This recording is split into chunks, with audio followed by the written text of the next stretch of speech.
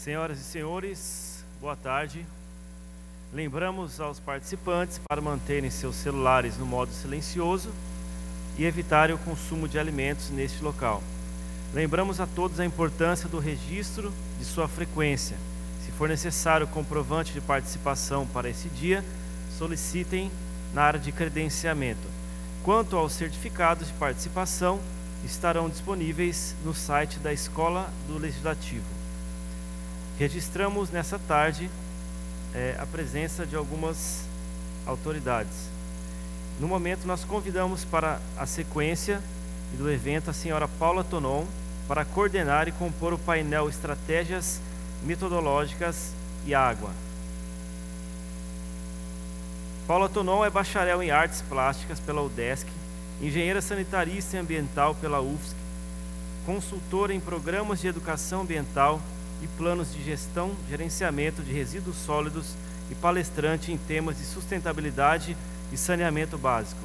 Experiências: 2 anos de estágio como educadora ambiental na CONCAP, 2 anos de sensibilização ambiental para funcionários terceirizados do TRE Santa Catarina, participante do Coletivo Jovem de Florianópolis e do GTEA Região Hidrográfica 08 desde 2010, que é o Grupo de Trabalho de Educação Ambiental.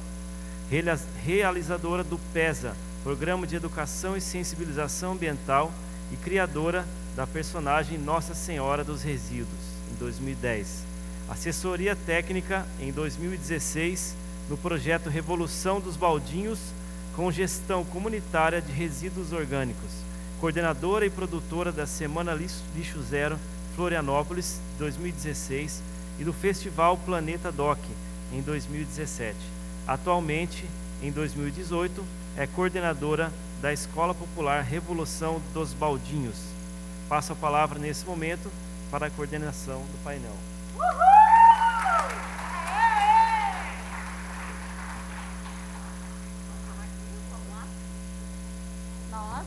Nossa Senhora! Sou eu, prazer. A Nossa Senhora dos Resíduos. Mas vim falar de água, né? Porque educação ambiental, os resíduos têm tudo a ver com a água. Mas depois, na vez que eu vou falar, eu comento sobre. Gente, eu peço desculpas pelo atraso. Eu tive que ir lá no Angelone pegar um bolo de 20 quilos dentro de um up. Simplesmente tive que abaixar o banco do carro para botar um bolo dentro. Foi uma pegadinha, mas tudo bem. Vocês vão ver no café da tarde. Uhul! Tem bolo! Tem brigadeiro. Deixa um brigadeiro para mim, por favor. Tá. Convido. Ai, gente, ó, educação ambiental acho que tem que ser um negócio bem animado. Pessoal, né? Anda todo mundo desestimulado. Se ficar falando de porque não tá fácil, porque é difícil onde eu moro. É difícil, Junqueira Guerra. É isso, gente. O resto a gente dá conta. Se a gente ficar muito desanimado, não dá. Então eu vou convidar para compor esse painel, um painel super animado. A Aline e a Caroline Cavalcante, a Aline Luiza Tomasi, que eu vi ela por aí. Aê, de vermelho, que linda! E a Carol. E a Carolina Cavalcante do Nascimento. Pode vir, vamos entrando aqui as mulheradas. Eu fiz tudo errado, era para fazer assim, ó, calma. Este painel tem por objetivo ouvirmos experiências de diferentes práticas e estratégias metodológicas relacionadas à temática água. Cada painelista terá cerca de 20 minutos para sua apresentação e reflexão inicial. E depois, ao final das 3 falas, teremos um tempo para questionamento. Aí a gente vai ver como é que vai ficar essa história do tempo, né? Porque eu trouxe o bolo para o café, então vai ter café, né? Então, sugerimos aos participantes que anotem suas perguntas para o momento do debate ou depois para envio por e-mail. E convidamos agora para dar sequência ao nosso evento, Carolina Cavalcante do Nascimento. Aline, pode sentar também, tá? Eu vou falar agora que a moça não é fácil. Vem, Carol.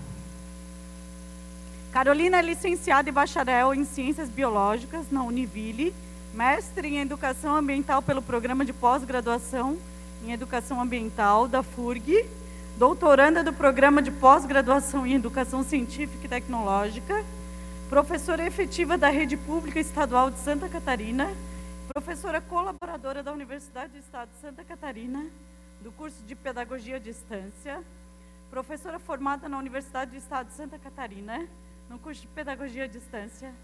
Eu fiz artes plásticas na UDESC. Tudo a ver, tá? Vamos falar.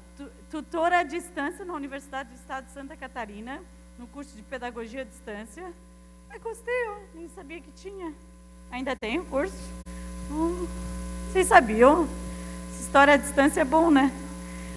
Tá, vamos ver. Linhas de pesquisa e atuação. Educação das relações étnico-raciais, do ensino de ciências e educação ambiental.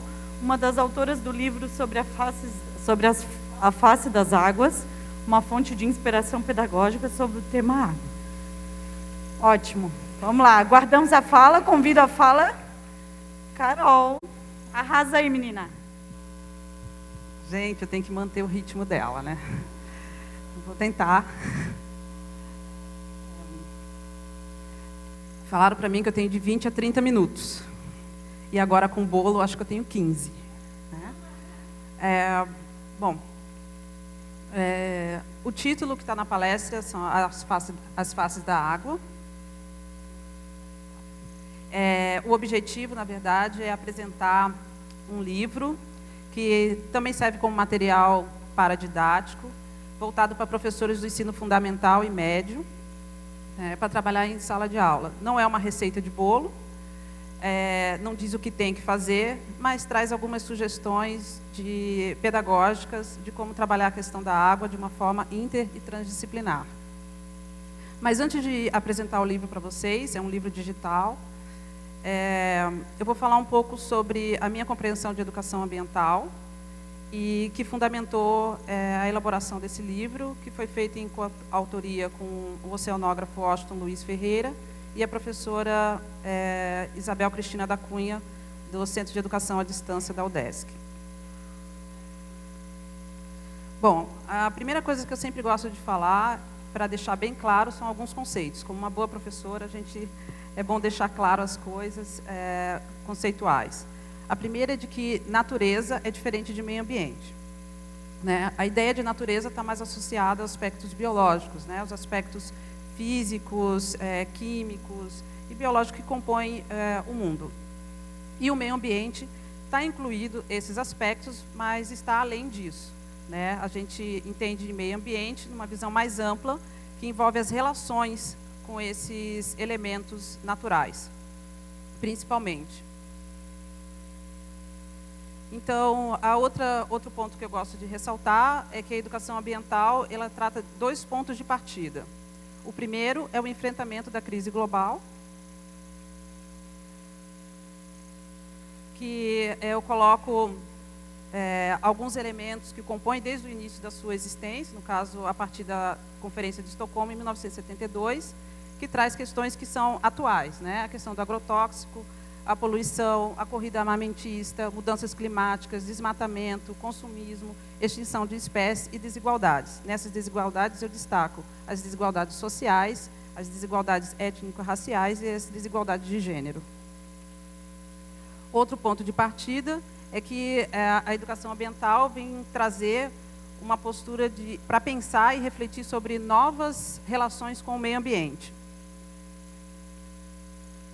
E nessa perspectiva, eu coloco que as nossas relações com o meio está também com relações com os outros seres vivos, com o nosso ambiente de trabalho e com a nossa comunidade de trabalho, com a nossa comunidade onde a gente vive, onde a gente mora e troca também relações, com a nossa família, que vai além de papai e mamãe, né, uma visão até mais ampla disso.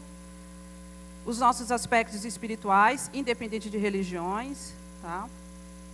E uma relação com a gente, né? Conosco, com o nosso corpo e como a gente vê o mundo.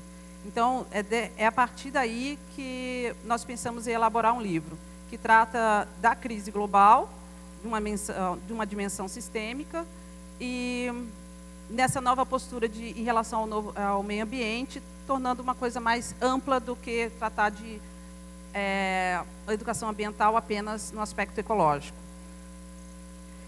E aí, depois que eu terminei o mestrado em educação ambiental, eu me perguntei para quem que está direcionada a educação ambiental, quem faz educação ambiental e se meio ambiente é igual para todos. E a conclusão é que não é igual para todos, portanto, a educação ambiental não pode ser tratada como igual para todos, né? A gente trata no livro, basicamente, em torno de 2 conceitos: injustiça ambiental e racismo ambiental. A injustiça ambiental, ela também engloba a questão do racismo. Mas na injustiça ambiental, a gente tem uma pegada mais de desigualdades sociais, desigualdades de classe. Apesar de eu vir aqui para falar de água, e a gente cria uma expectativa que vai falar de poluição, né, de má distribuição, de ciclo da água. O meu objetivo é fazer um apelo, junto a esse livro, para tirar uma visão romantizada da educação ambiental e do meio ambiente, num aspecto mais profundo, de que existem pessoas que sofrem mais com a crise global do que outras. Pessoas que não têm oportunidade e que vivem num sistema de opressão. Eu estou tentando falar bem calmamente, mas no fundo, por dentro, ontem eu descobri, né, descobri mesmo porque a gente está sempre descobrindo o que Paulo Freire diz. E eu digitei a palavra indignação e ele, como um gênio, já tinha escrito algo sobre a pedagogia de indignação, que mistura 3 elementos: amor, raiva e esperança. Então, com toda amorosidade, eu coloco também compartilho com vocês um pouco da indignação e da raiva que se tem quando a gente pensa em educação ambiental e não olha para as pessoas de onde elas vêm, como elas vivem. Existe sim um conceito chamado racismo ambiental, que pontua que grupos étnicos raciais que já são socialmente e culturalmente oprimidos sofrem mais em relação à crise global. Não têm acesso aos recursos naturais, inclusive a água, e quando o tem, é poluído. Tá? Então, como a educação ambiental pode se tornar reprodutora dessas desigualdades sociais e étnicos raciais?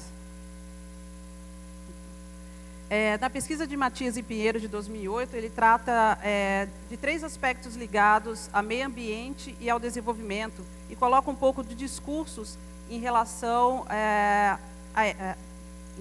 isso. Ele divide em 3 categorias, basicamente, os discursos em relação ao meio ambiente.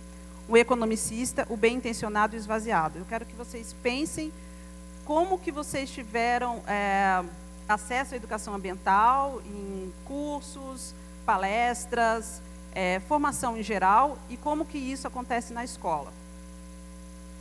O economicista é aquele discurso que coloca: se uma empresa corta a árvore, planta-se outras árvores para compensar. Caso contrário, ficamos sem árvore e, consequentemente, sem desenvolvimento. Aqui está associado isso. Como reflete isso na educação ambiental? Projetos de educação ambiental incentivados por empresas e bancos. Natura, Boticário, Itaú, Santander. A Petrobras é a que mais financia e é a que mais impacta. Discurso bem intencionado. Integrando o desenvolvimento, com a natureza, sem agredir, sem interferir no seu funcionamento, como se isso fosse possível no sistema capitalista. Como é que se projeta isso na educação ambiental? Projetos envolvendo reciclagem, economia de água, separação do lixo. E ponto. A gente faz gincana, pede para os alunos trazer a garrafa de PET que usaram, que consumiram, na escola se separa, faz os trabalhos e todo mundo volta feliz. E o discurso esvaziado. O desenvolvimento é necessário e a natureza é frágil. Não consegue associar que a questão dos problemas ambientais que ocorrem está associado justamente ao nosso desenvolvimento. Como se projeta isso? Saídas de campo a zoológicos, onde os animais estão separados de todos, unidades de conservação e hortas escolares. Não associa esse tipo de atividade a uma ideia de transformação local. Eu não estou dizendo aqui que qualquer uma dessas iniciativas não são válidas. O que eu estou dizendo é que se elas não tiverem articuladas com uma ideia de transformar o local pensando no global, elas se tornam inertes, eu posso dizer. Vou repetir. Não estou dizendo que qualquer uma dessa iniciativa não é válida. O que eu estou dizendo é que ela precisa do apoio da comunidade escolar. Não adianta um professor ter essa iniciativa. A escola precisa se posicionar em relação a isso. Precisa ajudar os professores. Os professores precisam procurar, sim, as suas gerências, que têm que ajudar também. Então, pensar em educação ambiental é movimentação política. É política dentro da sala de aula e fora da sala de aula. Tá? Para não tornar as nossas ações esvaziadas. E é por isso que a gente tem uma educação ambiental de mais de 30 anos se discutindo isso e não tem efeito nenhum. A gente continua vendo o mesmo comportamento, a mesma cultura, os mesmos hábitos. Porque eles são individualizados. Outra forma de reproduzir as desigualdades é quando a educação ambiental ela parte do conteúdo e da biologia. A gente ensina conceitos de biologia, principalmente de ecologia, e esquece de todo o resto, das relações que se tem. Então, não adianta a gente falar sobre o ambiente marinho e a gente não saber como o homem se relaciona com o mar, por exemplo.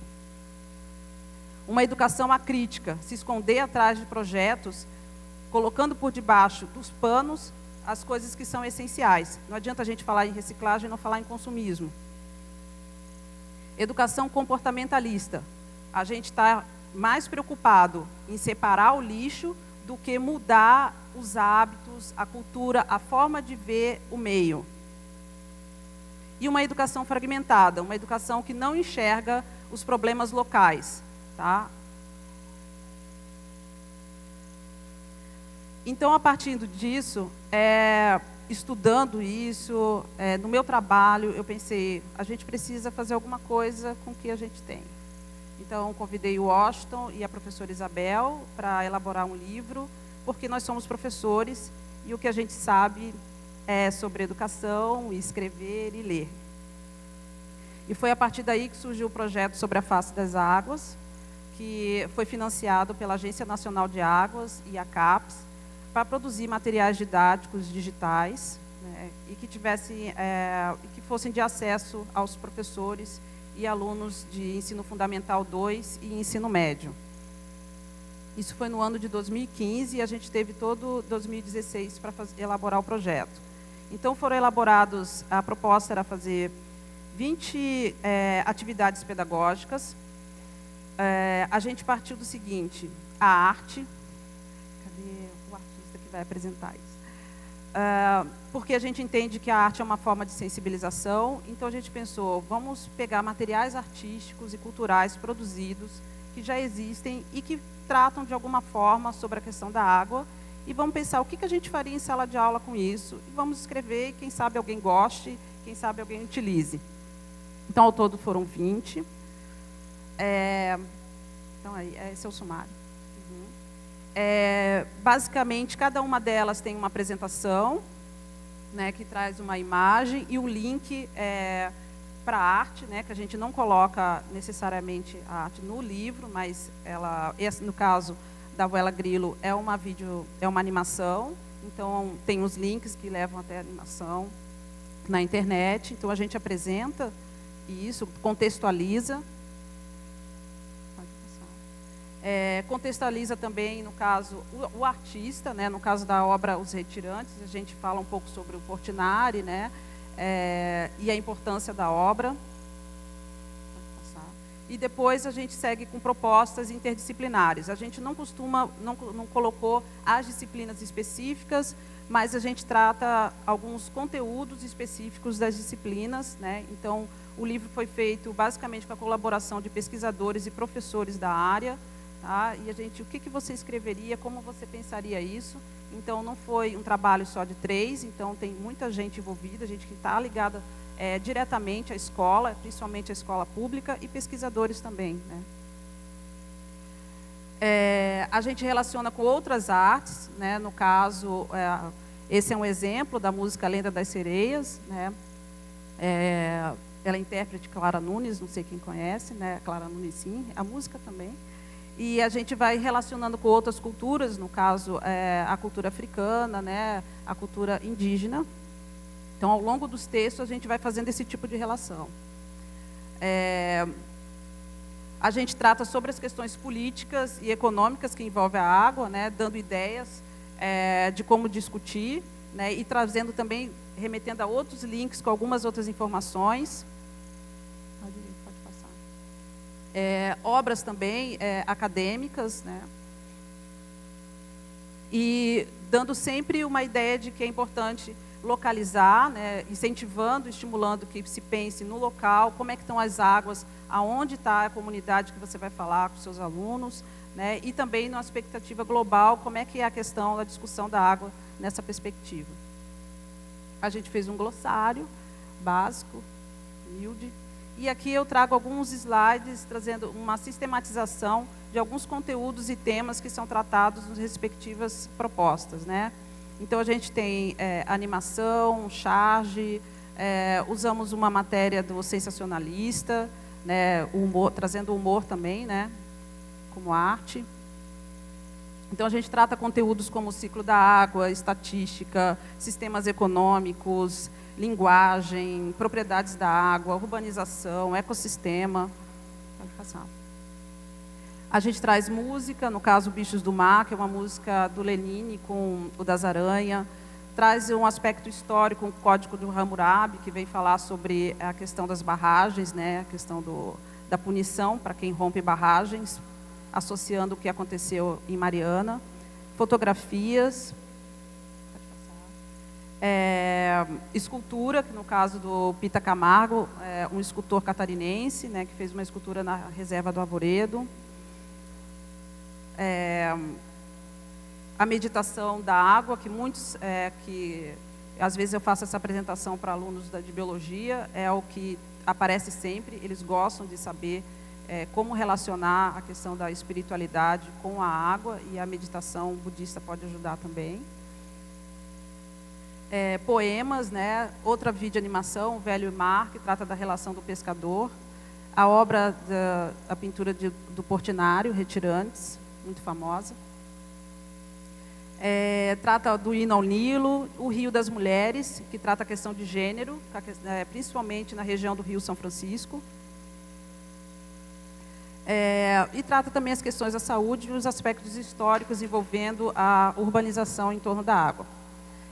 Embaixo tem um link, o livro é gratuito, é acessível a todos, pode se encontrar no portal Educaps, na Agência Nacional da Água, e está disponível para vocês utilizarem.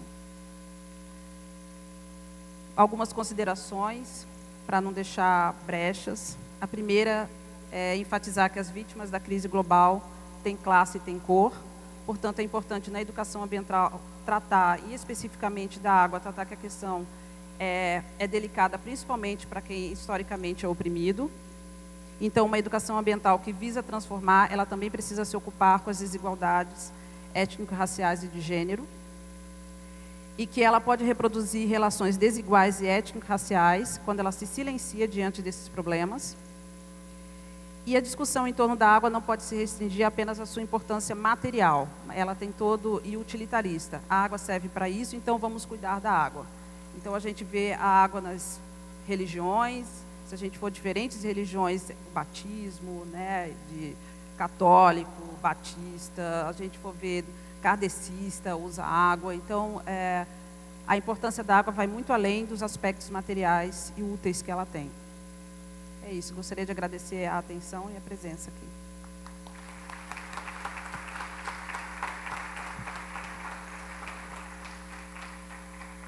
Gratidão, Carolina. Não foi uma apresentação esvaziada de jeito nenhum. Eu agradeço. E agora convidamos para apresentar a sua experiência de educação ambiental dos comitês de bacia, Aline Luiza Tomasi, Aline possui licenciatura e bacharelado em Ciências Biológicas pela Universidade Regional de Blumenau, mestrado em Ecologia pela Universidade Federal de Santa Catarina, já atuou em consultorias ambientais e no ensino básico, lecionando para alunos do ensino regular e da educação de jovens e adultos, do EJA, ministrou palestras, capacitações e minicursos relacionados à área ambiental, com ênfase em recursos hídricos. Tem experiência na área de ecologia, com ênfase em ecologia de comunidades e restauração ecológica e gestão de recursos hídricos, atuando principalmente nos seguintes temas: natureza, conservação, restauração de áreas degradadas e gestão hídrica. A sua palavra, Aline. Uhul! Haja ânimo, né? Então, primeiramente, eu gostaria de agradecer ao GTEA, toda a equipe organizadora pelo convite. E vou falar um pouquinho, então, da experiência de educação ambiental com os comitês de bacia. Eu faço parte da equipe técnica que trabalha com 3 comitês de bacia no estado, que é o Comitê Camboriú, o Comitê Cubatão e o Comitê Tijucas-Biguaçu, então, que é a Associação Caminho das Águas do Tijucas. Pode passar. Então, aqui, como foi falado hoje de manhã no estado, a gente tem 10 regiões hidrográficas, e aqui o GTEA, então, trabalha com a RH 08, que envolve, pode passar, algumas bacias, né, como a bacia do Rio Tijucas, bacia do Rio Biguaçu, do Rio Cubatão e o Rio da Madre. São essas principais bacias, e daí tem umas menores, né? E hoje, então, a gente tem o Comitê Cubatão, Comitê da Bacia Hidrográfica do Rio Cubatão, que atua nessa área da RH 8, e o Comitê da Bacia do Rio Tijucas, que em 2014 abrangeu também a bacia do Rio Biguaçu, acabou abraçando, né? O Comitê Cubatão, hoje, pode só voltar um pouquinho, por favor, mais um. Ele envolve, então, os municípios de Águas Mornas, Santo Amaro da Imperatriz, um pedacinho de Palhoça e um pedacinho de São Pedro de Alcântara. E há um processo no governo do estado e junto ao comitê para aumentar essa área de abrangência. Então, pegar também a bacia do Rio da Madre, então vai até Paulo Lopes, Garopaba, e abranger toda São José também. E a bacia do Rio Tijucas são 14 municípios, então pegando Rancho Queimado, Liberto Leal, Angelina, Major Gercino, Nova Trento, São João Batista, Canelinha, Tijucas, a bacia do Rio Biguaçu com Antônio Carlos e Biguaçu. Aí no Rio Inferninho a gente tem o governador Celso Ramos e Biguaçu, a bacia do Rio Santa Luzia com Tijucas e Porto Belo, bacia do Rio Itapema, do Rio Perequê, que pega, então, Itapema, Porto Belo e Bombinhas. E hoje a gente pega ainda um pedacinho de São José, né?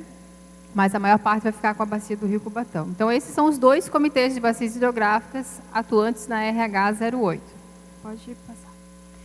Mas o que são comitês de bacia, né? Não sei se todos têm bem claro o que são esses comitês.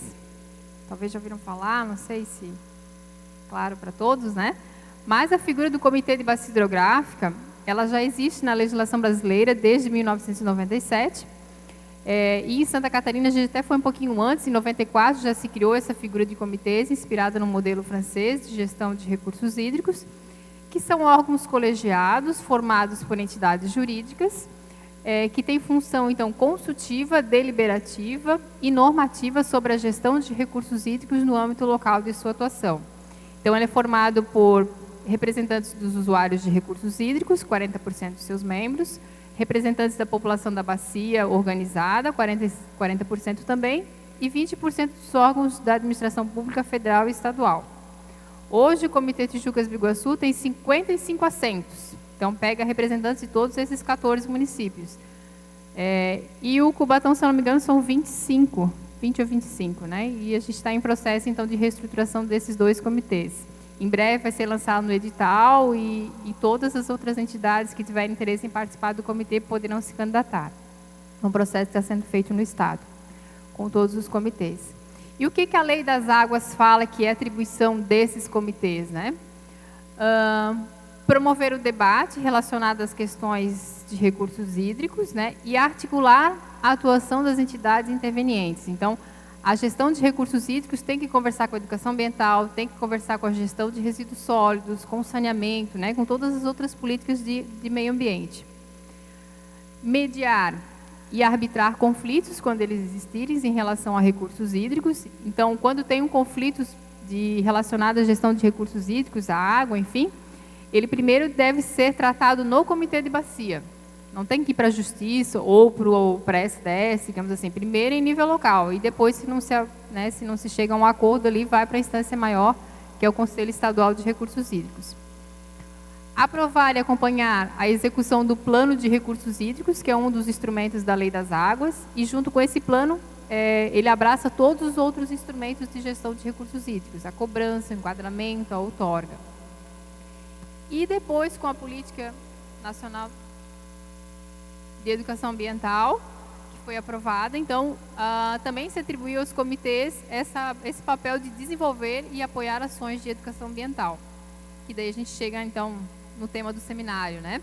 Então, só para mostrar aqui que essa lei das águas, ela também instituiu o Sistema Nacional de Gerenciamento de Recursos Hídricos, onde a figura dos comitês está prevista ali em nível local. Então, a gente tem toda uma estrutura em nível local, estadual e nacional, e os comitês fazem parte dessa estrutura.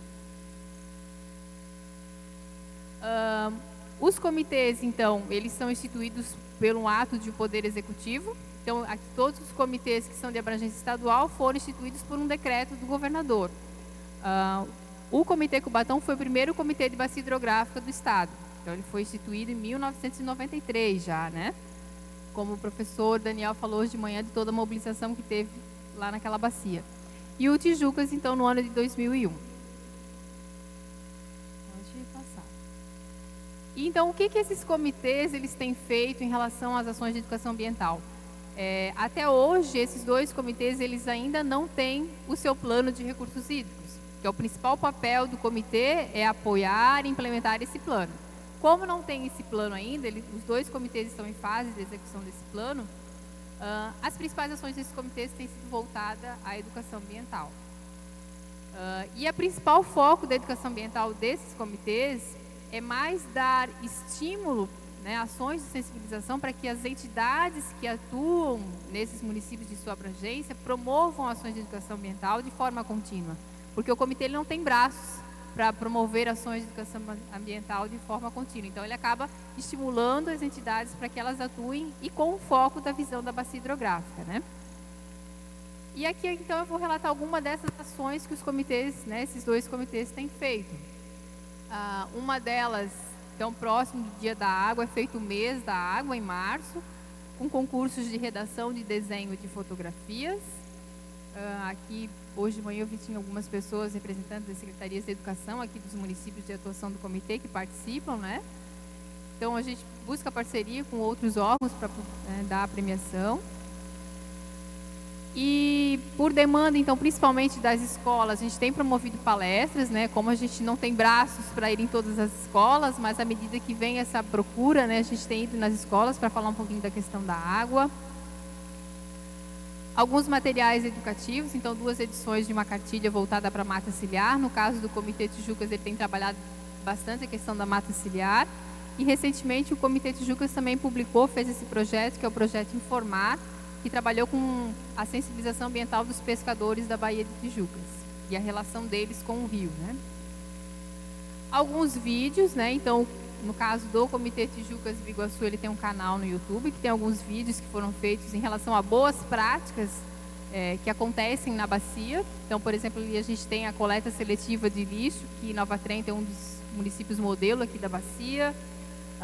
O tratamento de esgoto, que Rancho Queimado é o único município da bacia que tem toda a sua área urbana com coleta de esgoto e tratamento. Então, a gente buscou fazer alguns pequenos vídeos para divulgar essas ações na bacia.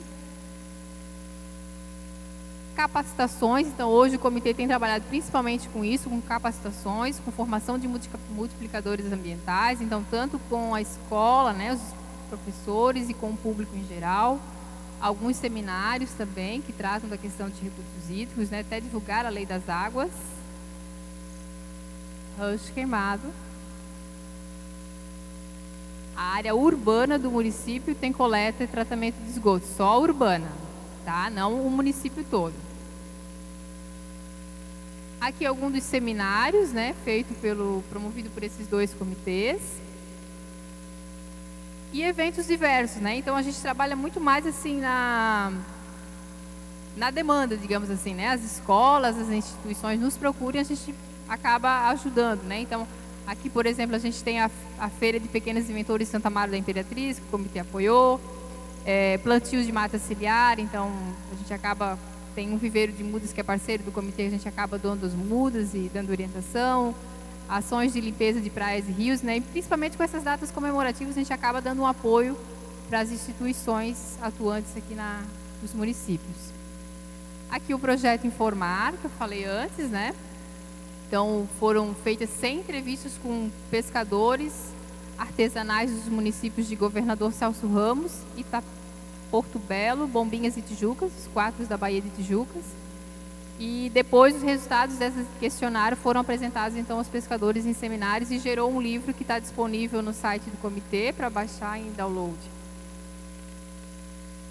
E uma das principais ações do Comitê Tijucas Biguaçu, particularmente, é o Pacto da Mata Ciliar.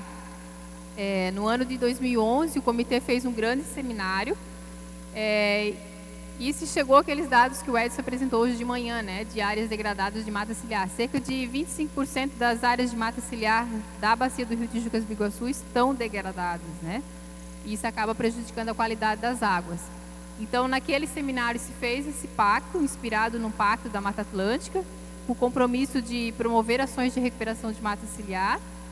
Então, hoje o comitê tem esse programa com alguns passos, né? Ele principalmente tenta fomentar as ações de recuperação de mata ciliar. Então, ele cadastra todas as pessoas que voluntariamente têm interesse em recuperar a sua área de mata ciliar, né? Foi feito todo um processo de reuniões com cada um dos municípios, com as lideranças de cada município para divulgar esse pacto. Então, cada município a gente tem uma entidade que fica chave para cadastrar essas pessoas e passar os dados para a sede do comitê.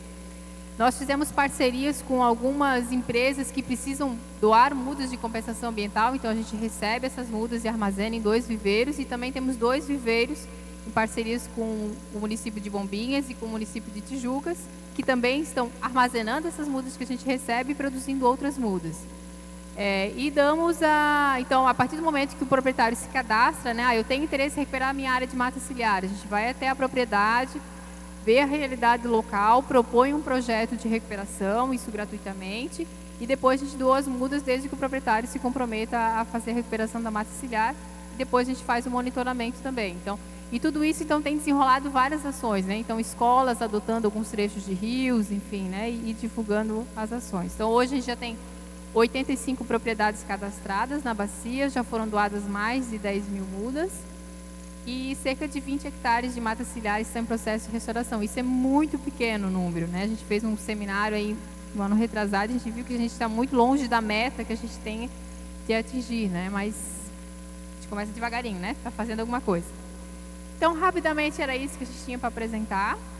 Aqui estão os contatos dos 2 comitês, o site, Facebook, Instagram. A gente pede para que vocês entrem em contato e a gente se coloca à disposição, cada um no seu município, se tiver interesse, né? O comitê é parceiro para desenvolver ações, propor projetos também em parceria com as prefeituras e ONGs, enfim, para fazer ações de educação ambiental nas suas bacias.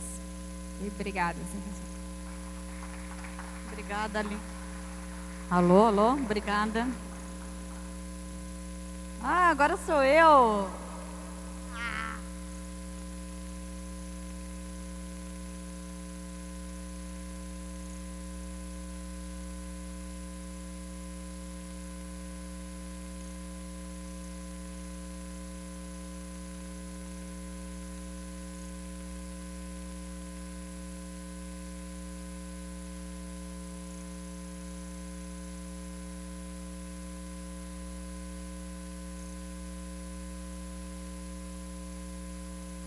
Tá, é porque eu já falo alto. O negócio é o seguinte, eu acho que a gente está falando de água, né? E o que é água? A água é fluidez. E a gente tem que fluir um pouco as nossas energias e acordar para a vida, né, gente? Acorda! E eu vejo que o pessoal está cansado. É um pessoal encostando no outro, né? Querendo ver a vida de um ângulo diferente. Mas não, o negócio é o seguinte, a gente tem que acordar para a vida. E a gente vai fazer chover aqui na Assembleia. Estão preparados? É uma brincadeira bem legal, tá? E é assim, o negócio é o seguinte... Ih, vai ter que sair da frente que eu vou passar. É assim, ó. A gente vai começar... Eu vou fazer o movimento aqui vai começar assim. Aí quando eu for passando,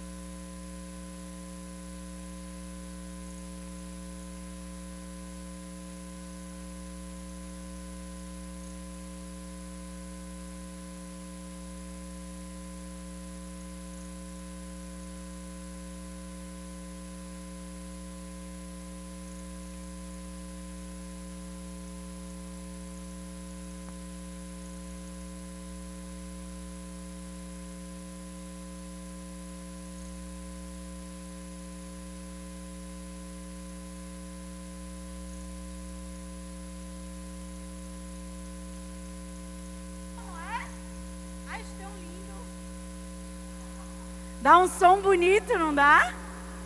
Oi. Ai, eu desliguei, eu não fiz isso. Volta. Tá. Aí à noite, vocês já estão na frente, porque vocês já ensaiaram. Aí você, é bem fácil de entender o que ela está falando. Né? Porque já estão tudo ensaiado. Tá. Eu vim falar para vocês que eu desliguei o computador. E vai levar uns 90 minutos aí para...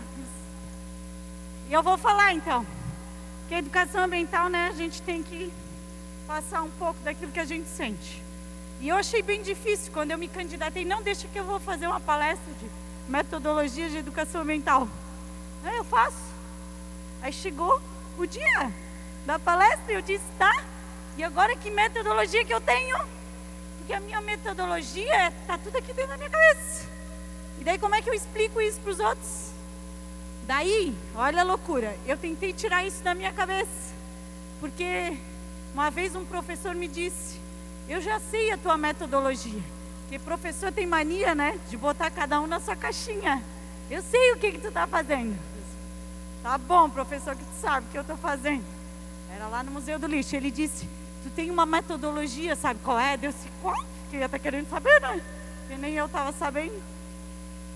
É metodologia intuitiva. Nossa, metodologia intuitiva, né, pessoal? É óbvio, né? É óbvio que a metodologia é intuitiva, só pode ser. Eu intuo e o pessoal tá aí, eu faço, né? A gente não é? Toda a metodologia intuitiva. Ele nem tem um francês que fala sobre isso. Pessoal, para, né? Eu não acredito que eu desliguei o negócio. Aí, a minha metodologia é intuitiva.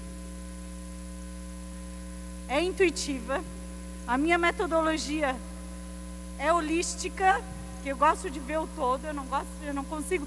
Gente, eu sou formada em artes plásticas e engenharia. Como é que eu vou ver as coisas de um jeito só? Todo ponto de vista é a vista de um ponto, eu misturo um monte de pontos e vejo as coisas. E é bem fácil de fazer isso, é só a gente prestar atenção.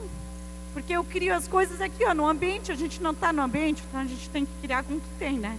E eu crio assim. E daí teve um Dia Mundial das Águas e me pediram uma oficina. Eu disse, tudo bem, eu sou a Nossa Senhora dos Resíduos, mas vou dar oficina de água. O que eu vou falar para essas crianças? Que eu gosto assim de água, eu sou formada em engenharia, né? Mas o abastecimento de água é cansativo o negócio. Resíduo é muito mais animado, ó, resíduo. Não dá um sorriso no rosto, resíduo.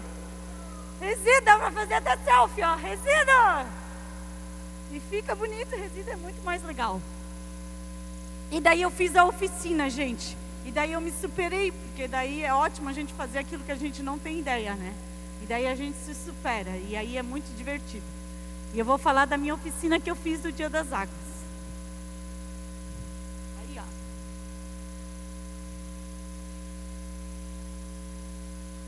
Dá pra botar com uma apresentação. Tem um negócio, né? Aqui, ó. Tu passa pra mim aqui, Silvane. Uhul! Uma salva de palmas, Silvane! Gotinha, gotinha!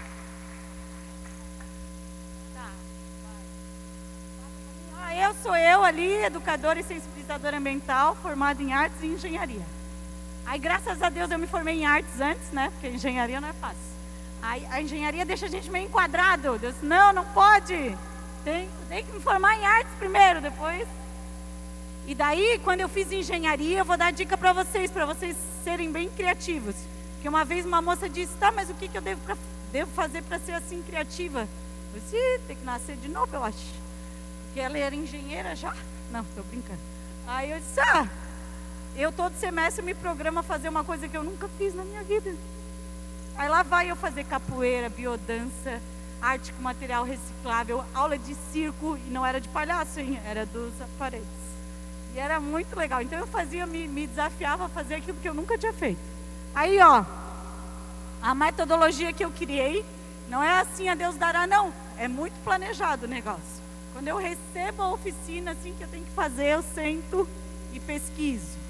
E olho as músicas, e vejo dinâmicas, e crio. E depois eu boto tudo no papel, para sair daqui e ir para o papel.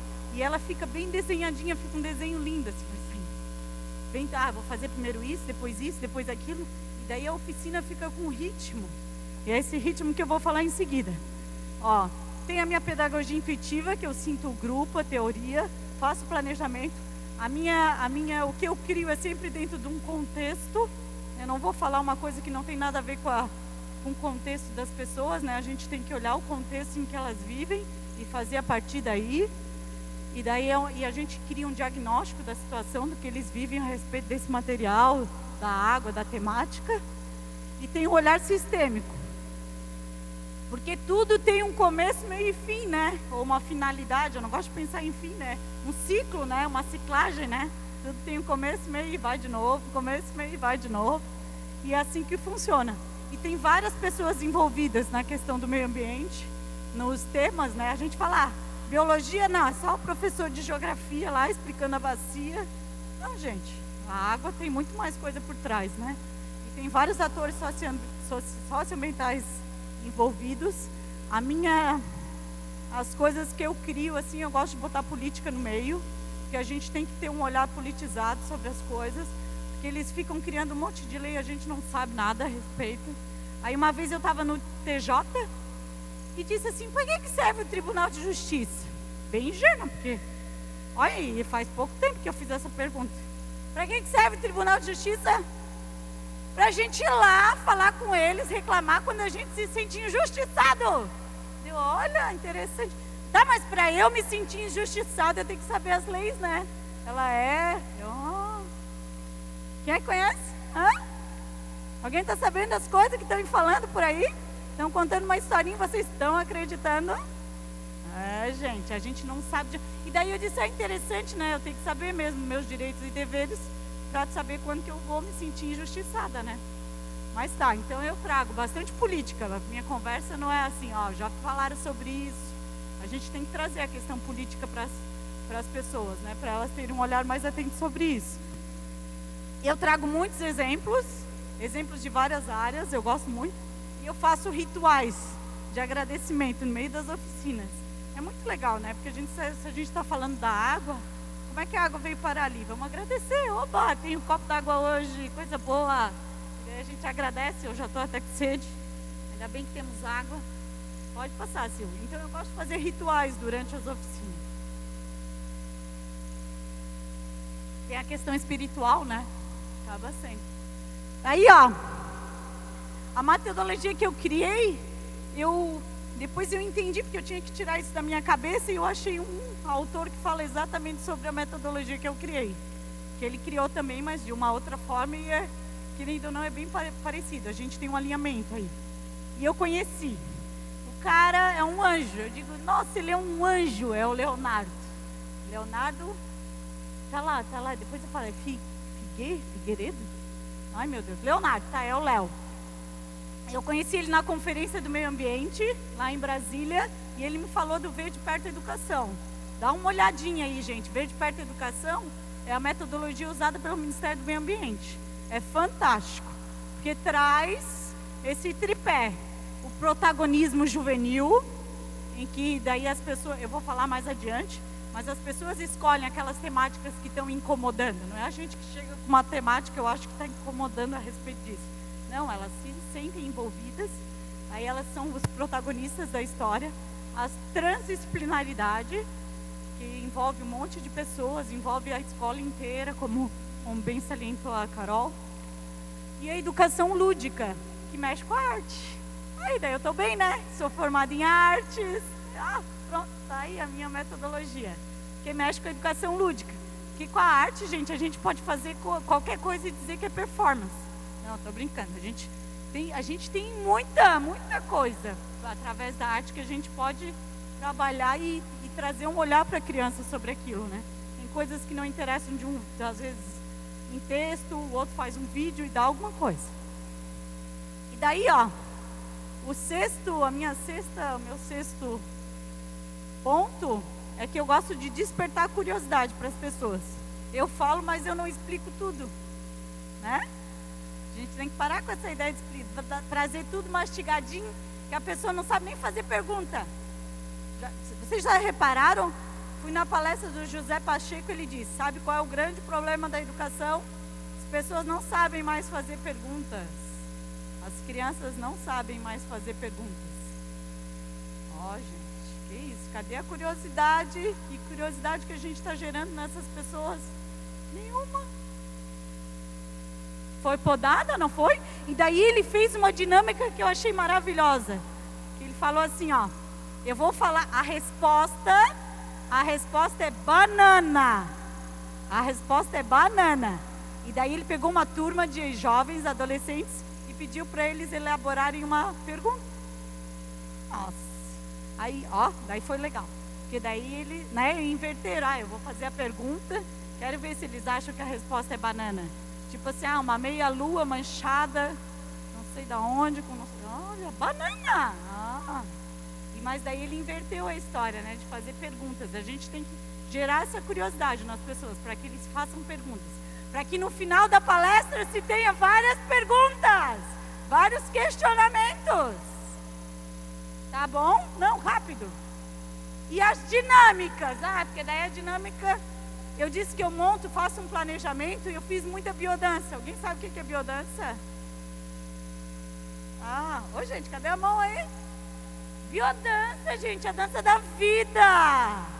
Com música, que a gente se expõe, a gente fica pequenininho, e a gente trabalha aqui, ó, o amor acima de tudo e a conexão com as pessoas, porque a relação ambiental, a gente fala de ambiente, é relação, né? Então vamos estudar as relações humanas, gente, porque é a gente criando relação com alguma coisa. E a biodança traz isso. E as minhas oficinas são um pouco como uma aula de biodança. Elas são expansivas e introspectivas. Eu faço dinâmicas de introspecção mais individual, em que as pessoas trabalham individual, com corresponsabilidade. E a parte mais de extroversão para fazer em grupo, para fazer de forma cooperativa. Isso é muito legal. Eu trabalho muito com música, porque a biodança traz muita música, músicas inteligentes, né? Músicas boas, porque tem música boa, gente, tem muita música boa. E os jogos cooperativos que eu adaptei, né? Vocês conhecem os jogos cooperativos? Conhece jogos cooperativos? É muito legal, é o jogar com o outro, não jogar contra o outro. Que a gente tem mania da competição, né? Todo mundo jogar contra o outro. E vocês lembram que o Daniel falou que uma árvore não briga com a outra? Por que a gente fica se duelando, se competindo? Não, gente, a gente tem que trazer os jogos cooperativos para dentro de sala de aula. E daí, pela uma versão ecológica, né, eu faço jogos cooperativos. E daí eu vou falar adiante como é que ficou. Ó, daí essa oscilação ali da dinâmica, ela tem um alto e baixo, para todo mundo entrar na história. Aí, ó, quando eu montei a dinâmica lá no Dia das Águas, eu não fiz todos os pontos, eu só pontuei alguns, senão não ia dar tempo. Eu trouxe o olhar sistêmico. Expliquei para as crianças o que é bacia hidrográfica, o ciclo da água, que é curto, que é grande, né? Que são longos ciclos. A estação de tratamento de água, né? Porque eu sou engenheira sanitarista ambiental, então a gente tem que saber como é que funciona o sistema de abastecimento, porque as pessoas não sabem a quantidade de energia, a quantidade de química, a quantidade de impacto que tem o sistema de abastecimento de água, né? Porque a gente nem sabe de onde que vem, para onde que vai, então eu pouco me importo, né? Então eu explico, quer falar de água, boto a estação de tratamento no meio. E daí falo do consumo consciente, né, da história da água também, que tem tudo a ver com a estação de tratamento também. E depois falo também um pouquinho da estação de tratamento de esgoto. O Daniel não falou aqui, mas ele tem um exemplo ótimo, que é assim, ó. Quem aqui já teve ex-namorado? O namorado, quando deixa de ser namorado, vira o quê? Eu falei antes, né, mas vira ex. E a água é a mesma coisa. Quando a gente usa a gota de água que está passando ali na torneira, a gente usa a gota e daí ela deixa de ser gota. Ela vira o quê? Esgota. Esgoto, gente. E aí, o que eu faço? Gente, tem que ser criativo, por favor. Ó, eu vou falar de novo, vocês me ajudam a rir. Ó, a gente usa a água, ela deixa de ser água, ela vira o quê? Ai, gente, o Daniel que me passou essa, eu nunca mais esqueci. E faz muito sentido, né? A gente usou a água, a gotinha, ela deixa de ser gota e vira esgoto. E agora, o que eu faço com isso? E daí eu falo também sobre a respeito da estação de tratamento.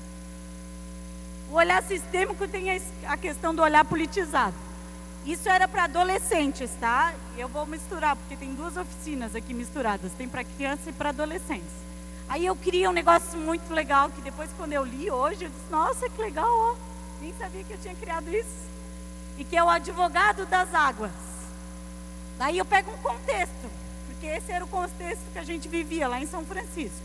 E o contexto era, na propriedade do seu João, não era o seu João, né? Mas eu não vou botar nomes aqui também, né? Na propriedade do seu João havia nascentes de águas que poderiam abastecer tranquilamente a comunidade local. No entanto, seu João impediu o acesso de água na sua propriedade. Esse era o contexto. Aí o segundo contexto. A família de Pedro é abastecida com um sistema de água gerido pela comunidade, pois a comunidade não era atendida pelo abastecimento de água potável municipal. Certo dia, a irmã de Pedro teve uma desidratação séria por conta da diarreia infecciosa. Acredita-se que a doença foi acarretada pelo uso de água contaminada por coliformes fecais, invisíveis aos olhos. Como a família de Pedro está sendo injustiçada? Olha que legal, eu fiz 2 contextos. Isso vocês criam no ambiente de vocês, pode passar. Tá, 10 minutos dá para fazer horrores. Aí, ó, eu trouxe para os adolescentes as várias leis que a gente tem com relação aos recursos hídricos. E daí, ó, tem a Política Nacional do Meio Ambiente, tem a Constituição Federal, tem a Política Nacional de Recursos, tem a Política Nacional de Educação Ambiental e tem a Política Nacional de Saneamento Básico. Pode passar. E daí, com essas políticas todas em mãos, eles foram achar respostas para aquele contexto. Gente, está tudo aí, ó. Não é legal isso? Porque daí eles têm a lei e dizem, ó, na lei está dizendo mesmo que não pode, ó. A água é um bem de domínio público. O João não pode impedir o acesso de água, está dizendo na lei. Será que o João está certo? Ah, mas o João é meu pai, né? Vou falar. Mas está na lei já dizendo. E a lei é para quê? Só para o seu João? Não, é para todo mundo, né? E a lei diz, a água é um recurso natural limitado, dotado de valor econômico também. E daí depois diz aqui também que o abastecimento é feito pela prefeitura e a prefeitura tem direito de cobrar, porque nada é de graça, né? E daí começa a entender que tem uma lei por trás das coisas. E daí eu trouxe essa brincadeira, né? Que eu uso advogado das leis, advogado nem os nomes. E era o advogado das águas. Então é legal, essa é uma ideia que eu estou dando para vocês, que é bem legal, porque daí estuda a lei, que é muito chata, mas já pensando em resolver alguma coisa. Daí então, faz sentido, né? Olha aqui é o jogo. Aí as pessoas começam a ligar os pontos. Essa é a dica para vocês, pode passar. E daí na história de exemplificar as coisas, tem a história do exemplificando a quantidade de água no planeta. E daí eu fiz aqui bem simples, ó. Muito difícil de fazer, porque assim eu gasto muito dinheiro para fazer as coisas. Eu uso tudo que eu tenho em casa. Ai, calma, essa aí foi para outra. Aí eu peguei, né, que falam que a água, né, 97% e meio do planeta é água, né, mas é água salgada. E só 2,5% que é água, calma aí, ó, 2,5%, que é esse tantinho aqui, que é água doce. Mas daí se a gente for tirar a mesma história, se a gente for tirar a mesma história, sobra só um tantinho, uma gotinha de água doce no planeta, né? Que é a água que a gente tem acesso, que não estão nas geleiras, que é a água que a gente pode beber. Então essa demonstração é legal de fazer para as crianças, ó. E daí eles tomam uma gotinha. Daí eu digo assim, ó, tem uma gotinha de água aqui, tem que dar para a turma toda. Como é que a gente vai fazer? Ah, não sei, alguém tem que dar um jeito, né? Vocês vão morrer de sede. Aí eles pensam. E daí eu fiz aqui também, ó, 70% de água, que é um tantinho de terra, e o resto do planeta. E tu gira, fica tudo azul, né? Para eles terem uma ideia, quando é menorzinho. E já aproveita o CD, a bolinha, brinca de peão. Pode passar. Aí, ó, esse foi lindo. Esse foi eu só estou dando as ideias que eu tive, tá? Nessa oficina. Então é para vocês terem ideias para levar aí para a escola. Foi como funciona a bacia hidrográfica humana. E daí vem a Geni me falar que o rio é o sangue, é o nosso sangue, né? Que os rios são os nossos sangues, é o que corre dentro da gente. A gente é 70% água e a gente é uma bacia hidrográfica. E termina onde essa bacia hidrográfica? No coração. Então o coração é o oceano. E daí eu peguei as crianças, é o que eu estou explicando aí. Peguei um voluntário, a gente deitou no chão, fez o desenho das crianças, o contorno das pessoas, e a gente achou a bacia hidrográfica dentro dele. Mas não era a bacia hidrográfica, tá, gente? Como assim bacia? Ela tá louca, né? Não, é a bacia hidrográfica do município dele, que está dentro dele também, porque se ele toma essa água, a bacia está toda dentro dele. E ele disse, olha que legal, aqui passa o rio não sei o quê, e daí tá aí o oceano tal, e daí dentro dele, ele achou a bacia hidrográfica dele, que é a mesma do rio, porque a gente é natureza, né? Então tá tudo junto. Essa é uma ideia ótima, as crianças adoram. E elas aprendem o que é bacia hidrográfica, que é tão difícil de explicar. É muito fácil, elas entenderam tudo. E daí muito caro, ó, papel craft e canetinha, foi, ó, R$5 eu gastei, no máximo. Pode passar. E daí, ó, transdisciplinaridade que eu uso nas oficinas. Eu uso arte, eu uso química, eu uso matemática, geografia, biologia. Nessa oficina eu usei várias disciplinas, né? E daí ali foi muito legal, eu expliquei a molécula da água juntando balões. Quem tem um balão branco aí é o oxigênio. Daí eu enchi o balão. Quem tem o outro balão é o oxigênio também. Agora, hidrogênio, tá? E agora como é que a gente junta? Que ligação que a gente usa? E daí eles aprendem tudo com balão e tal. E eu não sei de onde que eu vi essa ideia, mas eu achei ótimo. A ideia é minha, tá? Mas pode pegar que eu não me importo. Compartilho. E daí, ó, é isso que é legal. A Verde Perto da Educação traz a história da transdisciplinaridade. Porque às vezes a criança não gosta muito de uma matéria e por outra ela consegue ver as coisas de uma forma diferente. Pode passar. E a história de despertar curiosidade. Aí eu fiz também uma dinâmica nisso. Essa dinâmica é boa. É aqui, ó. Ai, calma. Aí, ó. Tá vendo? É balão. E daí eu faço um monte de perguntas.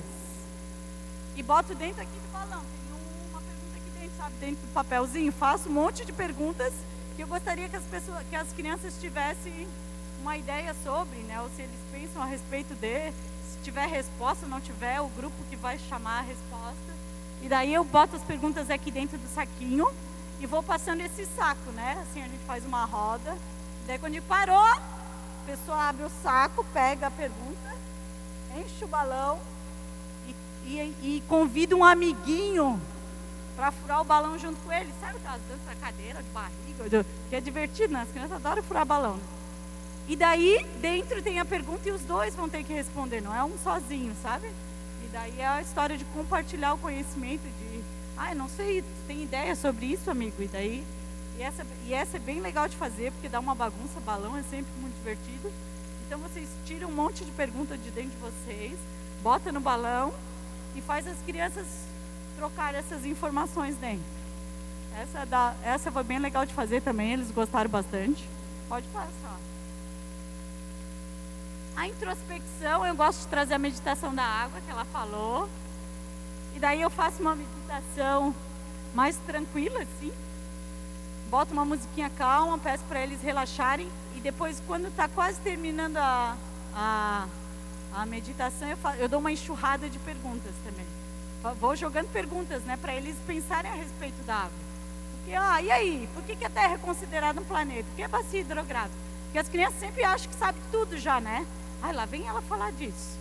E daí tu joga um monte de perguntas com vários pontos de vista, de geografia, de abastecimento. A qualidade da água é ruim, pode trazer doença.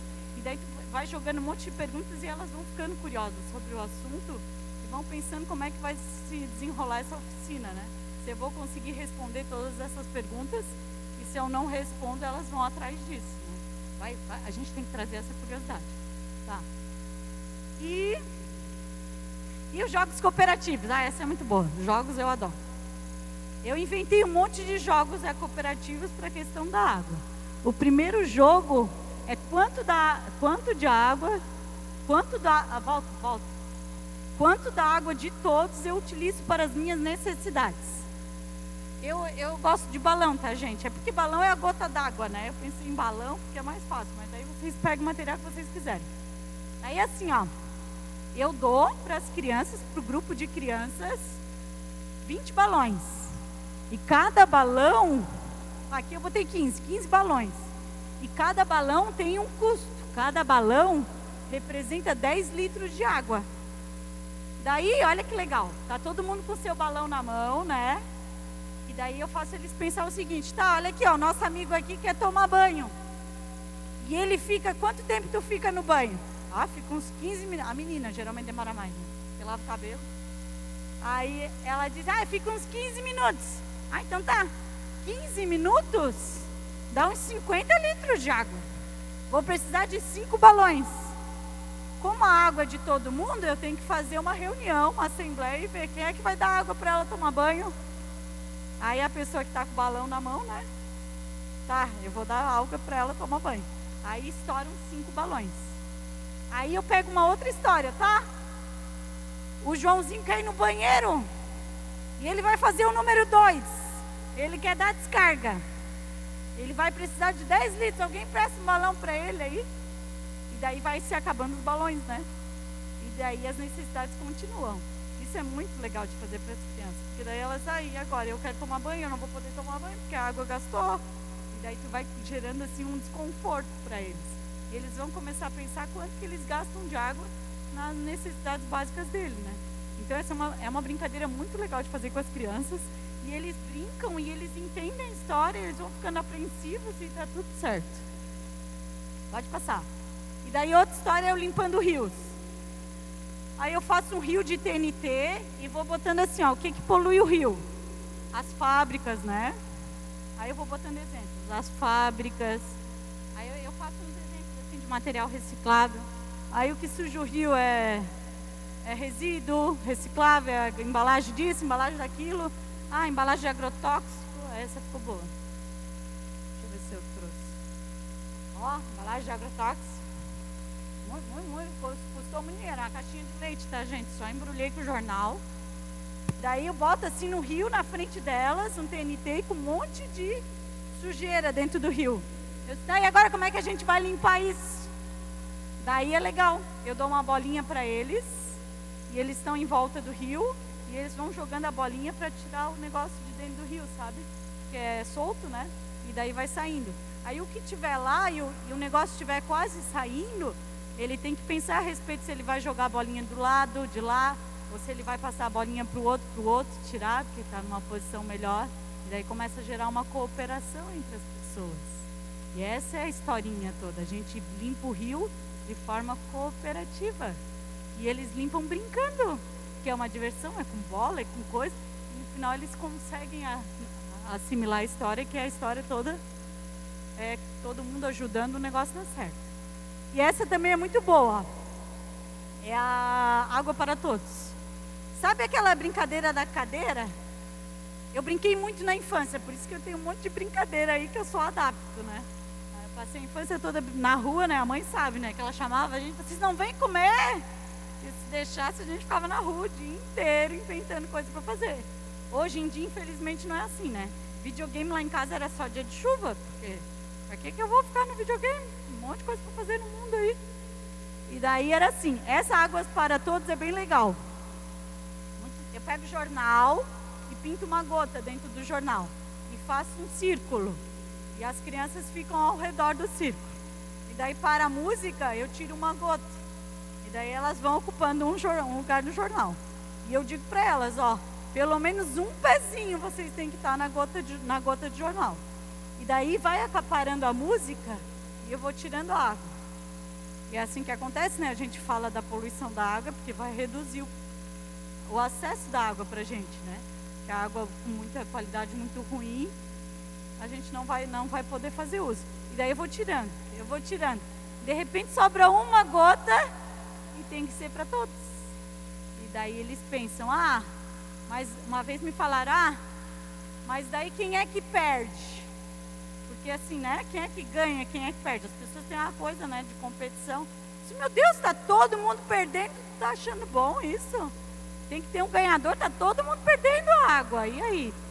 Aí, é mesmo, né? Se for tirando a água, a gente vai ter que dividir essa água que sobrar para todo mundo. E como é que vai se fazer isso? E essa é uma dinâmica que dá para ver bem como é que faz isso, né? A divisão da água quando está escassa, né? Pode passar. E o último, essa é muito boa de fazer com as crianças, hein? É a minha última dinâmica, que é o teatro do improviso. E que daí eu distribuo para as crianças, ó. Isso aqui eu mandei fazer. Um amigo meu tinha aquelas impressoras. E daí de um lado é vermelho e agora tá a história do cartão aí, né? De Floripa, tem um cartão vermelho e o verde. Eu já tinha inventado, ó. Tá. E daí é o verde e o vermelho. E daí eu vou distribuindo isso para as crianças. E cada uma vai ter o seu verde e o seu vermelho. E cada uma pensa a respeito do que é certo e que é errado. Não é homogênea a resposta, né? Cada um vai pensar de um jeito. E daí é muito legal essa, porque daí eu boto para eles fazerem a história. Daí eu digo assim, alguém vem aqui e vai fazer uma mímica. E a mímica, por exemplo, a gente combina, ele vai fazer a mímica e as pessoas têm que adivinhar a mímica dele e dizer se vai ser certo ou errado aquilo que ele está fazendo. E daí ele faz, por exemplo, a mímica do banho. Aí ele diz que vai tomar banho, abre o chuveiro. Aí fica cantando. Tá tomando banho. Tá levando um monte de tempo no banheiro. É vermelho, é verde, é vermelho. E daí fica muito legal, porque elas fazem o teatro, né? E daí tem gente que faz, escovar o dente com a torneira aberta, fazer xixi no box. O menino foi lá, fez essa... Foi engraçado. Aí ficou, agora, certo ou errado, né? E aí, gente? A descarga, o box, não sei o quê. E daí eles discutem entre si, e daí, é certo, é errado. E daí, se tem divergência na resposta, a gente vê o que por que tu acha que é certo, por que tu acha que é errado, lá na tua casa como é que funciona. E lavar a louça também, né? Faz a mímica e tal. E pode passar. E era isso. Então, gente, essas são as minhas dinâmicas. Eu acho que dá muito certo fazer isso com as crianças. É bem simples. Dá para fazer com qualquer material, com um saco de balão dá para fazer horrores. E eu gostaria de trazer isso, um pouco das ideias que eu tenho, que eu acho que é interessante, porque eu vejo às vezes as professoras, ah tá, mas e aí, agora que ideia que eu tenho a respeito de, né? O que eu posso fazer? E daí as ideias ninguém me disse, né? Ah, tu pode fazer isso, tu pode fazer aquilo. Não, eu sempre criei, né? Daí agora eu quis apresentar um pouquinho, compartilhar um pouquinho com vocês essas minhas ideias, compartilhar as minhas ideias, porque ficar comigo também não adianta, né? As crianças lá vivenciaram isso, mas ainda tem muita coisa para ser feita. Obrigada, gente, era isso.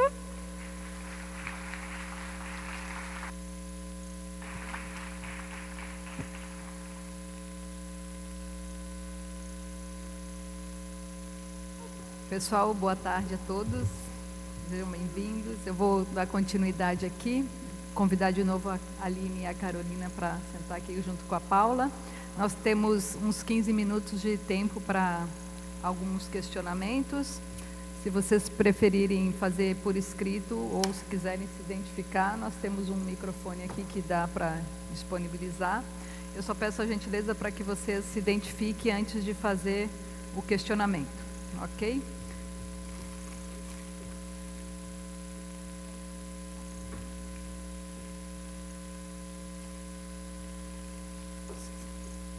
Alguém tem algum questionamento para a mesa? O Edson vai estar ali.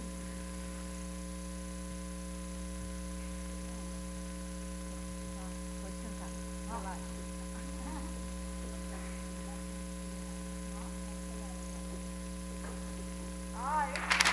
Vai ser bom, hein?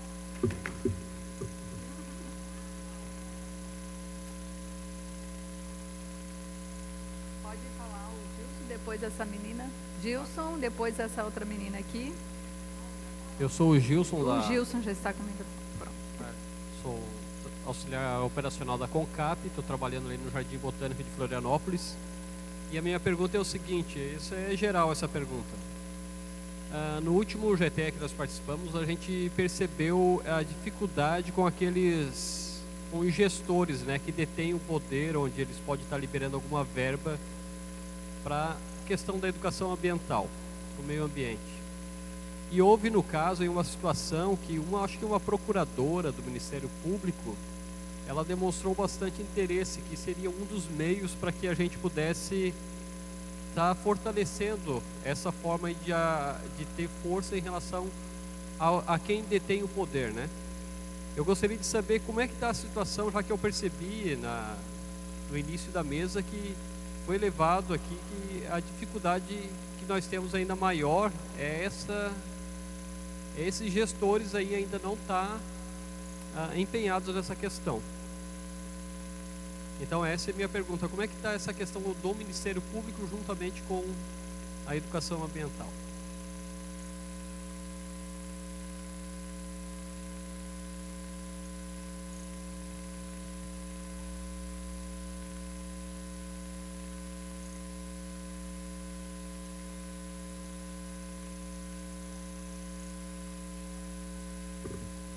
Eu estou trabalhando com educação ambiental há 8 anos e funciona bem quando tem alguém por trás, né?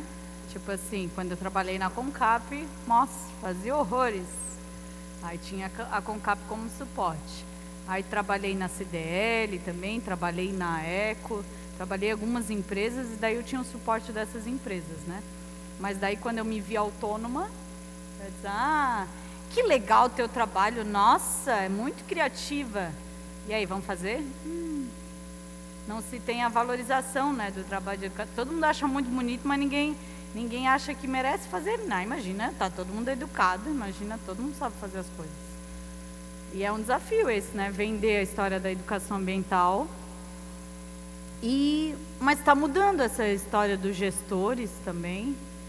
Eu tenho me alinhado também com alguns, não me alinhado, mas, por exemplo, tem emenda parlamentar aí para alguns projetos, né? Se a gente quer fazer projeto de educação ambiental, a gente tem que conseguir com eles também algum suporte.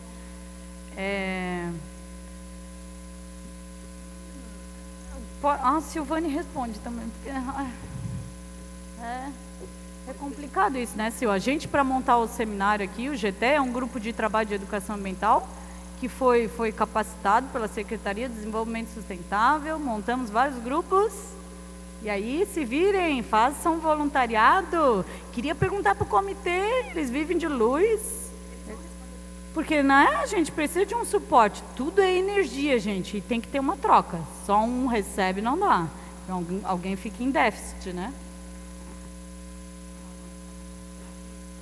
Ai, pode repetir teu nome? Gilson. Gilson, eu vou ser bem claro. A educação ambiental é resistência. Não espere nada de quem manda.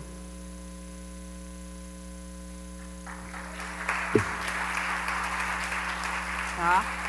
É justamente isso que a gente tem que pensar. Uma educação ambiental de quem para quem. É a gente tendo que fazer as coisas para remendar a coisa que a indústria impacta, que o agronegócio impacta, que o Estado impacta. E aí a gente, aqui embaixo, com as crianças, a gente aqui tem que ir lá nos rios, a gente aqui tem que ir na praia limpar, a gente tem que educar o nosso comportamento. Tem gente que não quer que se faça uma educação ambiental que transforme. É para enganar. Então, é por isso que tem que ser coletivo, tem que ser junto com as organizações, tem que ser junto com a comunidade, porque a gente sozinho não consegue. Existe um poder para manter as coisas como estão. E a educação ambiental não pode servir para simplesmente assinar embaixo, para fazer de conta. Então, tendo isso em mente, é resistência, aí a gente pensa, não dá para contar. Inclusive, às vezes, até com o Ministério Público, tá? Não é desesperança, ao contrário, é estímulo para lutar, mas sabendo quem é que são os inimigos. Eles não são invisíveis.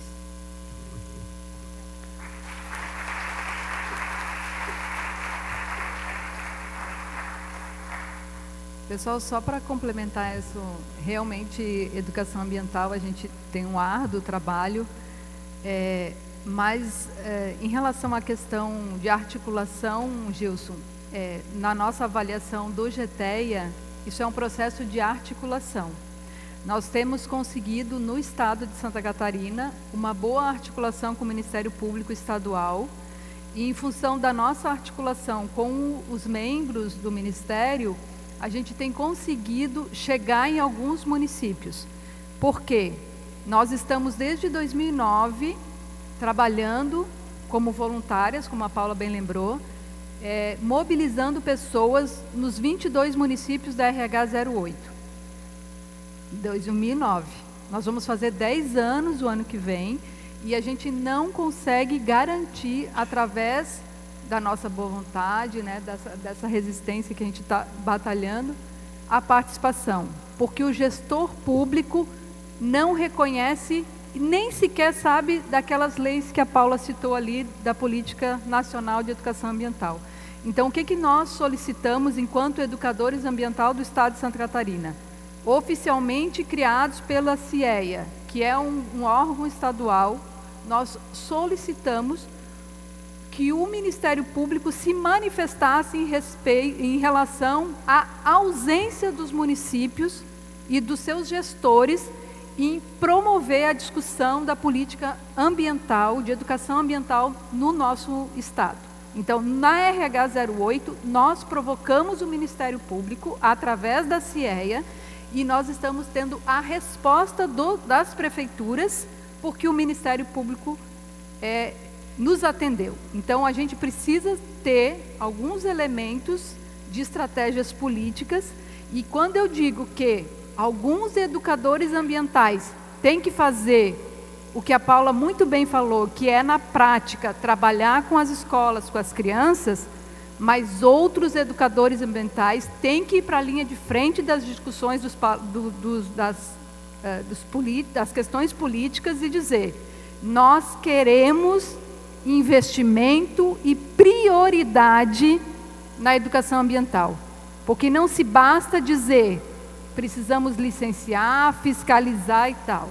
Se eu investir em educação ambiental, falei isso hoje de manhã na mesa, que algumas pessoas falaram do licenciamento, após a mesa eu falei, Se não tivermos um olhar criterioso para a mobilização comunitária, para a educação ambiental, vamos continuar apagando fogo através de fiscalização, de cobrança de... Então é necessário que o Ministério Público seja sensibilizado em relação a isso. Nós do GTE estamos fazendo isso. Isso eu posso dizer que todos nós abnegados, e o nosso esforço de ter 9 seminários é justamente por isso. Não vamos esmorecer enquanto os prefeitos, prefeituras que fazem parte de todas as regiões hidrográficas do estado de Santa Catarina reconhecerem que é necessário a educação ambiental enquanto gestão ambiental pública. É um instrumento que vai modificar a gestão ambiental da cidade. Então, desculpe o desabafo, fiquei emocionada, mas é porque a gente está trabalhando nisso arduamente. Ok? Vou passar a próxima pergunta. Boa tarde a todos. Atualmente eu sou coordenadora em educação ambiental, trabalho em recreação educativa, e é muito fácil quando a gente trabalha com faixas etárias iguais, né? Por exemplo, a gente pega a primeira série, a gente pega a terceira série, a oitava série. Só que eu noto que na minha equipe uma das maiores dificuldades é quando tu mistura as faixas etárias, né? Tu tem criança de 8 anos, tu tem criança de 3 anos. Como que a gente tem que levar essa dinâmica quando tu tem várias idades misturadas e tu quer trabalhar a temática da água, tu quer trabalhar a temática dos resíduos sólidos? O que você, Paula, principalmente indica numa situação como essa?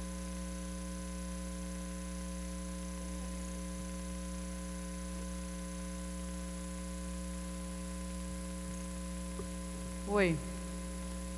Então, uma vez eu tinha esse desafio também, né?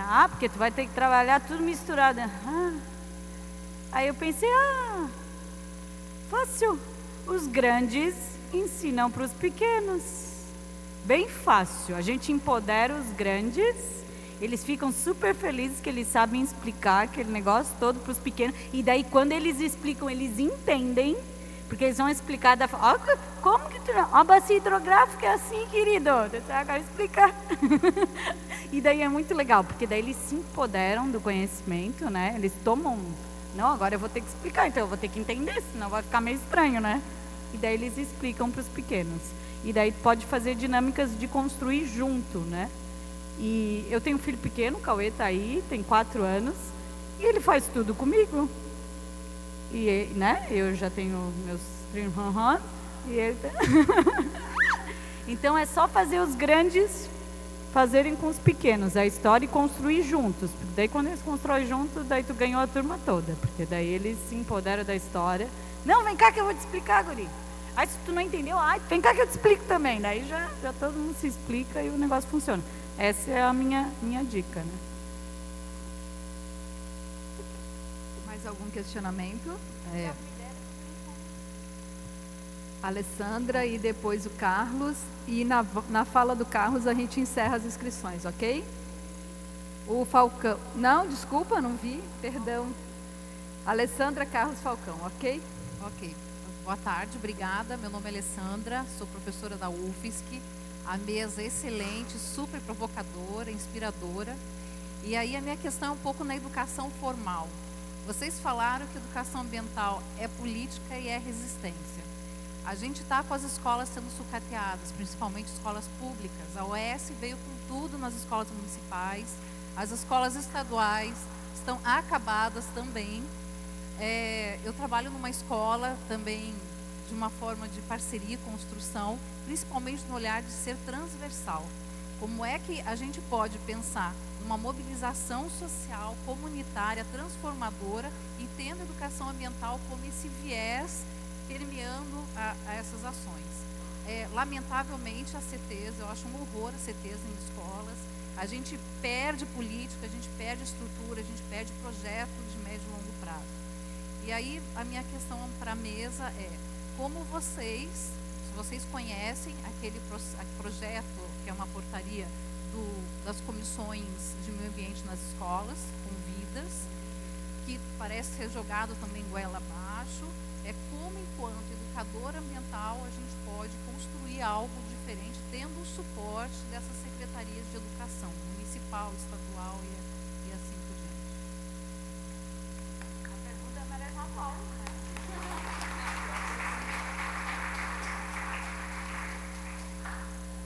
Vai na frente, Carol.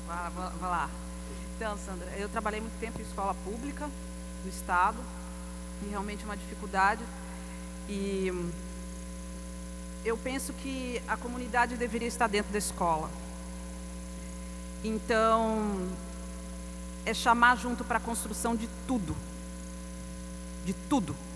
E não só chamar quando a gente precisa de um dinheiro para botar a cortina, né, para vender a rifa e etc. Eu acho que os pais têm participado pouco da vida da escola. E, às vezes, é difícil lidar com eles. É mais difícil lidar com os pais do que com as crianças, do meu ponto de vista, né? Porque eles já vieram também de uma história de educação opressora. Mas eu acho que é o caminho.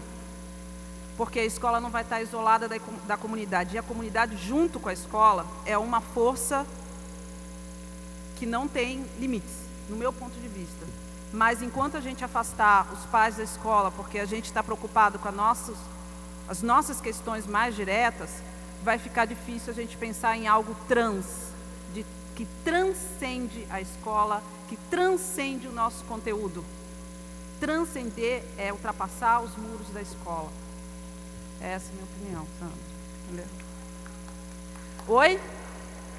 A secretaria é política. Se a gente for política, a gente consegue conversar politicamente com elas. Tem que mostrar vantagens. Nós temos uma comunidade e a comunidade quer isso. É o meu ponto de vista. A gente tem que mostrar mais o que a gente quer e dizer assim. Assim tá fácil. Então, a resposta dela, só fazendo um complemento da resposta dela, eu venho fazendo formação em constelação familiar também, né? Porque se eu quero entender as relações humanas, as relações com as pessoas, com o ambiente, eu tenho que entender direito os sistemas, né? E o sistema familiar é fantástico para esse entendimento, porque daí reflete como é que as pessoas se comportam no mundo. E eu vi anota aí, gente, a mulher é boa, é a Angélica Olveira. E ela fala exatamente isso. Ela é uma consteladora familiar, ela é uma terapeuta em constelação familiar. E ela fala que a criança, a gente não tem que receber a criança sozinha na escola, porque a criança vem com um combo atrás dela. E a gente tem que aceitar a criança e o pai e a mãe dessa criança. Enquanto a gente não aceitar a criança e o pai e a mãe dessa criança, a escola não dá conta dessa criança. Porque daí as professoras começam a inverter os papéis, as professoras começam a assumir papéis de pais, e daí se as professoras saem do papel delas, quem é que assume a escola? Aí a gente perde a escola também, né? Então é botar todo mundo no seu lugar e a criança junto com o pai e com a mãe delas. Quando tu estiver entrando na sala de aula, cada criança tu olha bem no fundo dos olhos dela, eu disse, eu te aceito e aceito seu pai e a sua mãe também. Pronto, vai ver como essas crianças vão mudar, hein? Boa tarde, queria fazer uma pergunta específica para a Carolina, porque é a primeira palestrante que eu vejo em educação ambiental que foge do senso comum. Ela levantou aqui várias questões que o inimigo é outro, né?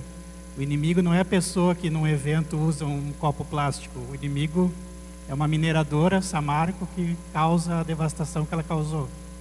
O inimigo não é uma pessoa que vai no final de semana tomar um refrigerante de canudinho, né? O inimigo é o sistema de produção capitalista que a gente vive, né? Então, muitas vezes, né, a gente lida com o inimigo errado quando fala de educação ambiental. Queria saber, né, como fugir dessa armadilha, né, e como explicar para as crianças, para as pessoas, né, os verdadeiros, digamos, responsáveis pelos problemas ambientais que a gente vive. Então, quando a gente vai fazer uma educação ambiental, a gente fala, Joãozinho, não pode tomar banho de 15 minutos, você está gastando a água do ambiente, né? E o agronegócio que não é pop, né, que gasta quantidades gigantescas de água, né? E fazendo, essa seria a minha pergunta, né? Como que a gente fugir dessa armadilha? E fazendo um desabafo para aquela professora que falou dos ACTs, né, que perde a continuidade. Calma, professora, daqui a um pouco vamos ter organizações sociais fazendo educação ambiental em Florianópolis.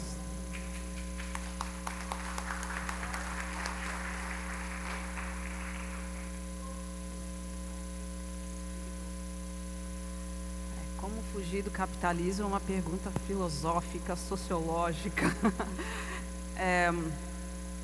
Claro que a gente não tem uma educação política no país. Especificamente aqui em Santa Catarina, a gente não pode lembrar que foi o Estado que liderou a mudança do Código Florestal. Então não dá para se esperar muita coisa, né? Mas eu penso sempre, quando me perguntam quem está por trás, vamos descobrir quem. Ir diretamente à fonte, né? Se está poluído aqui, quem poluiu? Por que poluiu?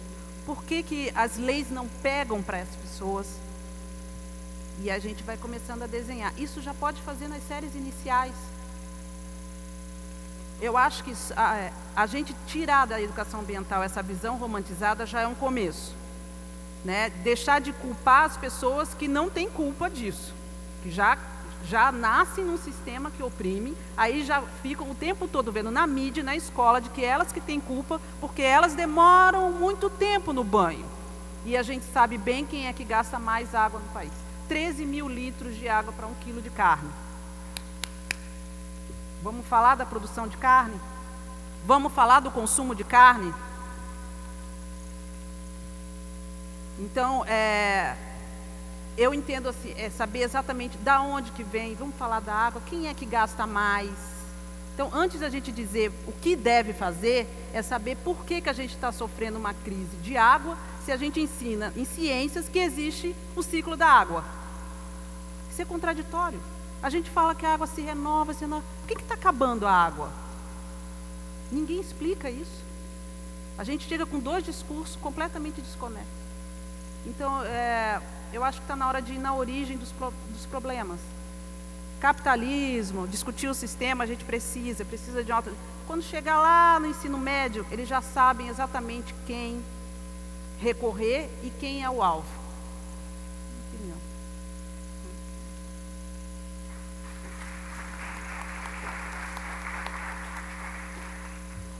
Paulinha, a minha pergunta é mais uma curiosidade.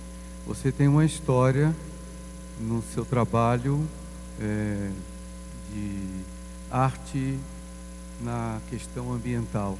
Você já teve oportunidade de levantar os resultados dessa arte ou desse trabalho criativo junto a um grupo de crianças, mais adiante, algum resultado que você possa ter observado? E aí a curiosidade de saber, né, porque é muito interessante quando se faz uma atividade, mais um tempo você ter alguma ideia do que resultou isso.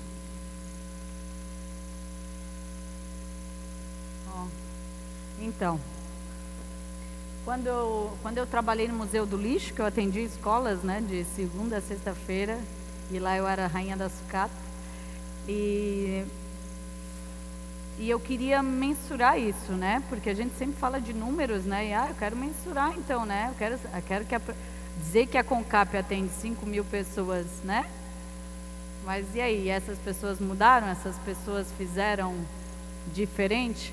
Isso ia até ser uma ideia minha de TCC, porque eu tenho várias ideias.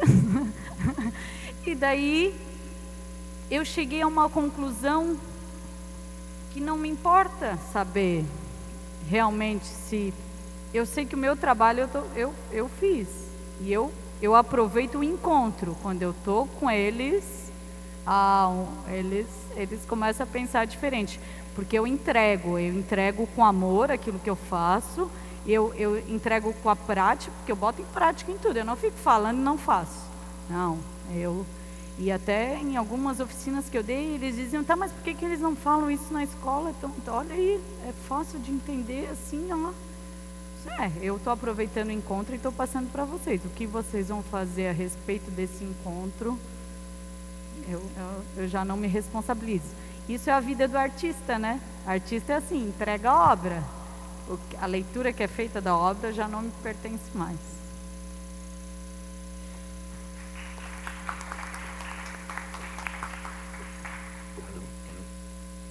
Está funcionando aí, pode ir. Está funcionando? Então, meu nome é Clóvis Cardoso. Em primeiro lugar, eu queria parabenizar todos e todas as que se dedicam à educação como um todo e à educação ambiental em especial. Mas eu gostaria de deixar um desafio ou perguntar uma coisa. Eu aqui hoje escutei sobre o bem comum, sobre justiça, sobre indignação, sobre educação e educação ambiental. E alguns tiveram coragem de dizer que nós temos um inimigo. Ou alguns inimigos. E esse inimigo, sem dúvida, é enorme e é muito poderoso. Alguém, talvez bem intencionado, falou de fugir. Eu acho que não devemos fugir. Precisamos enfrentar, confrontar esse inimigo. Como é que nós vamos confrontar? Eu pergunto para os educadores, como é que vamos incentivar os educandos a que estejam preparados para educar e confrontar esse inimigo que, na mão grande, nós tomamos petróleo, os direitos, daqui a pouco vai tomar água. Alguém sabe alguma coisa da Nestlé? Acho que a gente pode começar respirando, né?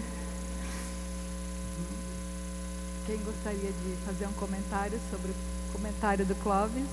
O desafio? Aline?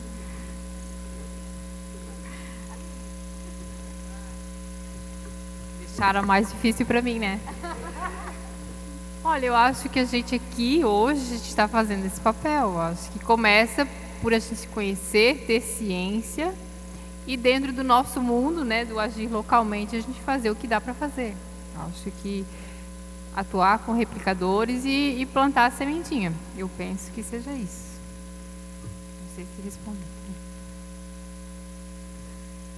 Desobediência civil. Sou uma gandiana. Desobediência civil. O problema é o petróleo? Use menos. Qualquer coisa que tenha petróleo. Tem alternativa? Tem. Se não conhece, vai buscar. Tem muita gente vivendo de uma forma alternativa.